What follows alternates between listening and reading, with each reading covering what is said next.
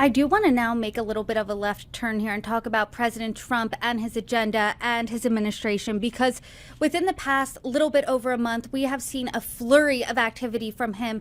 Everything from actions on the border to DEI to layoffs and cuts like Doge, like we've talked about. In the past weeks, we've also seen increasingly more hostile rhetoric from both the president and the administration towards Ukraine. We saw that play out most recently today at the White House. We saw that really tense argument between President Trump, Vice President J.D. Vance, and Ukrainian President Zelensky. So when you're looking at the laundry list of things that the Trump administration has done in their second term in the past little bit over a month, what's your reaction? You know, it can't be one of surprise, right? This is something that, they've projected that they were going to do with Project 2025.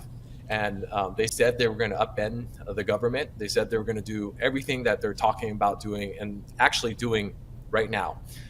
It's absolutely frustrating to see how they're handling the governance of our country, how they're interacting at the international stage, how they're an ally like Ukraine, and but my thing here is looking at what I can do and making sure that I continue to communicate with the community and my voters to understand, there is a party that respects our allies. There is a party that respects those federal employees, veteran or not, that has dedicated their lives as serving at the federal level and doing their civic duty and working for us, right? There is a party that wants to protect Medicaid and Medicare, that wants to ensure grandma and grandpa can stay in their nursing home. That's the Democratic Party. And my focus is on Project 2026, where we're going to win back the House, and not their Project 2025.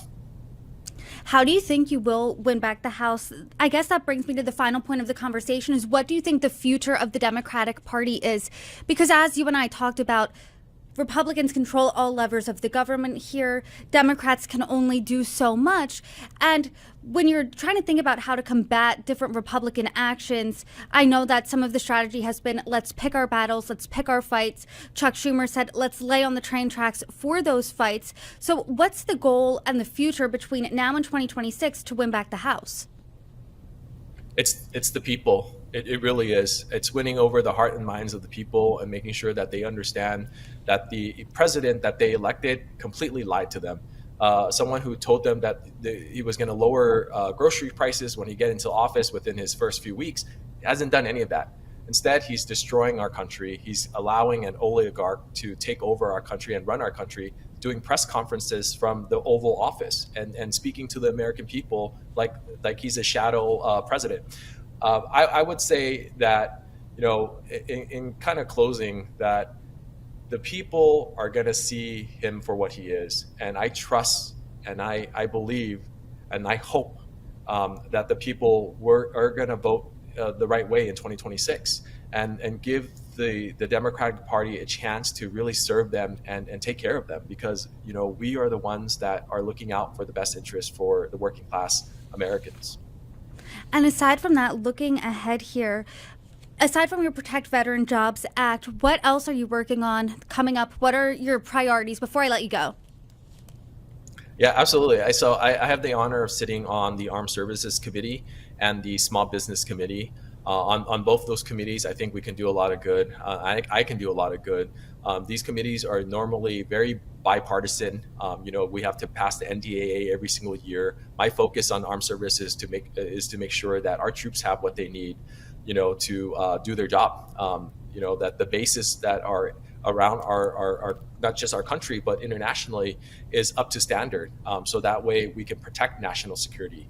And then on the small business side, I have the honor of being ranking member on oversight, so the top Democrat on oversight. I want to make sure that red tape is cut.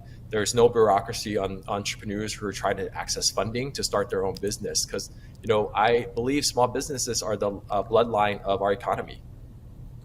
Well, I would love to talk about that all with you, especially as a Forbes reporter at a later date, talking about all your action in the Small Business Committee. But until then, Congressman Derek Tran, thank you so much. You are welcome back anytime.